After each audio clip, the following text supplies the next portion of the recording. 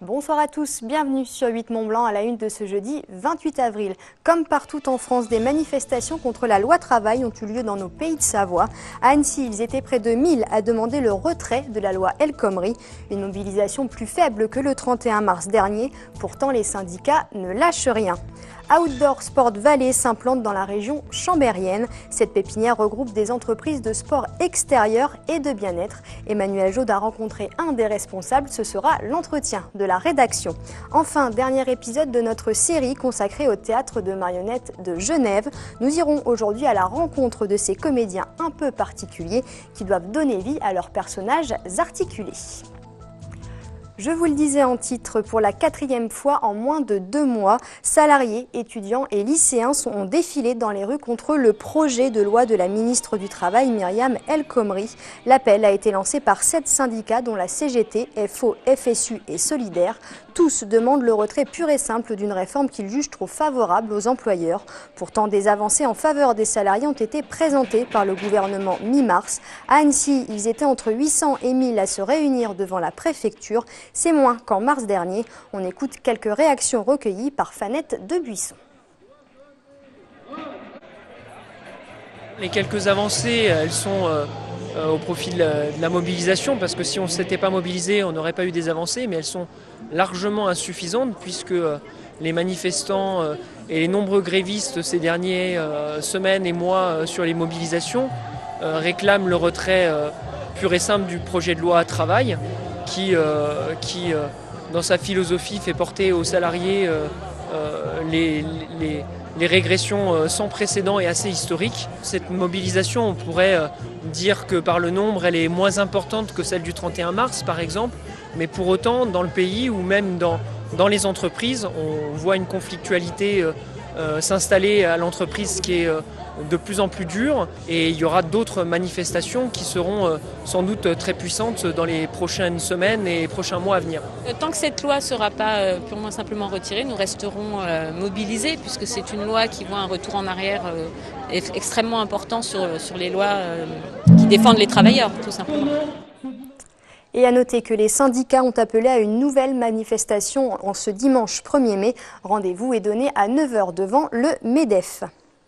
C'est l'heure de l'invité de la rédaction. Créé en 2010, Outdoor Sport Valley regroupe les jeunes entreprises à vocation sportive et bien-être. Un accompagnement pour de nombreux porteurs de projets qui trouvent via cette structure les clés pour mener leurs idées à bien. Ce jeudi, Outdoor Sport Valley inaugurait sa 3e base sur la commune de Méry en Savoie.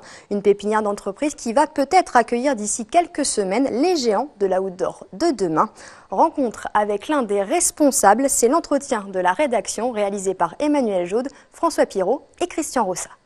Oui, bonsoir Pauline, j'ai rejoint donc les locaux annéciens de Outdoor Sport Valley via son Basecamp, et Guillaume Bouvet nous a rejoint, bonsoir. Bonjour. Alors, vous êtes le responsable partenariat de Outdoor Sport Valley. Responsable du pôle entrepreneuriat. Du pôle entrepreneuriat. Alors, expliquez-nous en quelques mots déjà Outdoor Sport Valley, en quoi ça consiste, qu'est-ce que c'est? Alors, en quelques mots, OSV, qui signifie Outdoor Sports Valley, donc est une association de loi 1901 qui a été créée en 2010 et qui a été créée à l'initiative des entreprises donc de la filière du sport outdoor et des acteurs publics locaux. Sa mission est assez simple, c'était de fédérer donc les acteurs de la filière outdoor et d'œuvrer à leur développement économique. Aujourd'hui, vous allez plus loin, vous lancez des incubateurs et des pépinières d'entreprises, un petit peu dans tous les coins des pays de Savoie, un véritable maillage avec ce jeudi soir notamment l'antichambre de Chambéry qui est inaugurée. En quoi elle va servir exactement cette pépinière et cet incubateur d'entreprise? Alors, juste pour resituer, OSV a un champ d'action assez large. L'une de ces actions donc, concerne l'accompagnement des jeunes entreprises dans le milieu du sport et de l'outdoor. C'est un accompagnement qui prend différentes formes aujourd'hui. Il prend la forme du parrainage, qui est une action que l'on mène déjà depuis plusieurs années, où nous accompagnons en fait chaque année 2 jeunes entreprises de moins de 5 ans sur la Haute-Savoie et 2 jeunes entreprises sur la Savoie. Qu'est-ce que signifie cet accompagnement? C'est simplement qu'on leur offre la possibilité d'être suivis pendant 1 an par 2 chefs d'entreprise ou 2 cadres dirigeants d'une entreprise donc du secteur du sport et de l'outdoor, qui va leur apporter un support, on va dire, un savoir-faire, leur apporter leur professionnalisme, leur ouvrir leur réseau pour les aider dans le développement de leur entreprise, de leur activité. Aujourd'hui, justement, le secteur outdoor, c'est un secteur vraiment en boom, qui plus est dans nos départements. Et vous avez beaucoup d'entreprises, justement, qui sont intéressées par cette démarche d'accompagnement sur ces premières années. Alors, on a un succès qui ne se dément pas en termes d'accompagnement. Donc, j'ai parlé du parrainage. On est à la 6e édition. Cette année, nous avons donc 8 candidatures sur la Haute-Savoie, 6 sur la Savoie. On pourra faire malheureusement que 2 heureux sur chaque département. J'ai pas encore mentionné, mais on a un système d'accompagnement basé autour d'un incubateur d'entreprise qui va ouvrir ses portes à la mi-mai, pour lequel on a reçu 36 dossiers de candidature et pour lequel nous allons sélectionner simplement 5 projets.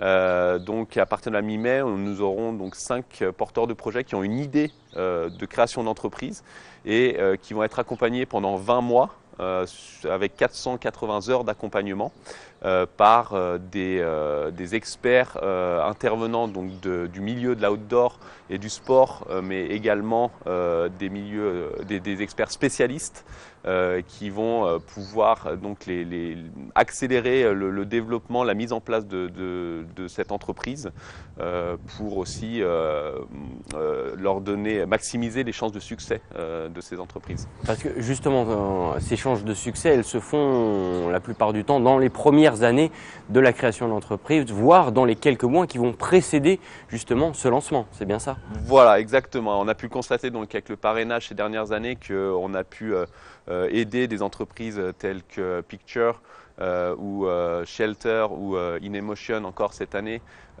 pour appuyer et accélérer leur développement dans ces premières périodes critiques, on va dire, pour une entreprise. Et on a constaté qu'on pouvait anticiper, on va dire, un maximum les problèmes si on apportait une structure, un savoir-faire, un cadre et des repères aux entreprises le plus tôt possible. Et c'est un peu le principe de cet incubateur où nous accueillons les porteurs de projets 8 mois avant qu'ils aient créé leur entreprise. Dernière petite question, c'est vrai qu'aujourd'hui, donc, c'est cette 3e antenne du Basecamp qui est créée dans les Pays de Savoie. À terme, on va avoir beaucoup d'autres structures comme celle-ci qui peuvent voir le jour. Alors, l'idée de ce réseau de Basecamp, c'est d'essayer d'avoir un maillage sur le territoire le plus fin possible. Aujourd'hui, nous avons le Mont Blanc Basecamp, donc aux Ouches, qui met à disposition des locaux avec des espaces de coworking et un showroom pour les entreprises qui souhaitent s'installer dans la vallée de Chamonix. Nous avons donc le Annecy Basecamp qui accueillera à partir de la mi-mai ses premières entreprises en pépinière. Et nous avons donc le Chambéry Grand Lac Basecamp qui est inauguré ce jeudi et qui accueillera aussi à partir du début juin ses premières entreprises, tous axés sur la thématique du sport, du bien-être et de la santé. Demain, il y aura sûrement des développements sur d'autres territoires. Nous travaillons activement du côté du Léman sur la thématique des sports nautiques. Donc, quid d'un nouveau Basecamp sur ce territoire demain. Merci beaucoup Guillaume Bouvet pour toutes ces explications. Merci.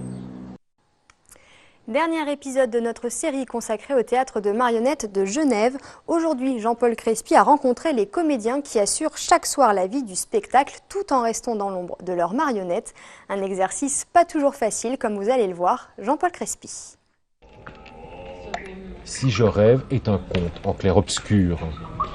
Injustement exclu, le prince Sigismond est enfermé dans une tour dès son plus jeune âge. Au fil de cette adaptation de La vie est un songe de Calderon, les marionnettes à fil et à chaîne, les tringles et les personnages grandeur nature racontent la responsabilité que nous avons de nos utopies et de nos destins, entre l'enfance et l'âge adulte, entre le rêve et la réalité. Briser ses chaînes, briser ses fils, briser le lien qui nous lie à plus haut, que ce soit à un parent, que ce soit à une forme de pouvoir.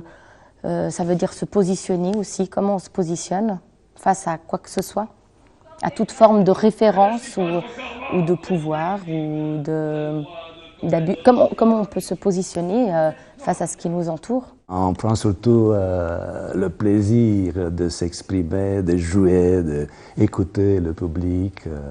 Quand on arrive à l'avoir, on se sent tous très bien.